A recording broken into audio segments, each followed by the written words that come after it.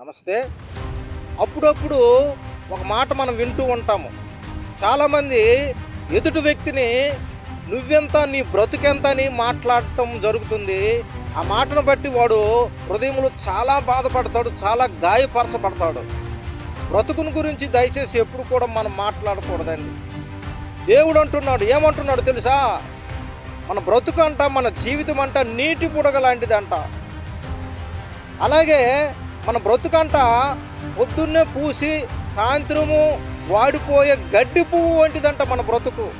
అలాగే మన బ్రతుకంట అంతలో కనబడి అంతలో మాయమైపోయే ఆవిరి వంటిదంట మన బ్రతుకు. మరి అటువంటి ఆవిరి అయిపోయే బ్రతుకు గురించి ఇతరులు మనం విమర్శించడం చాలా తప్పండి.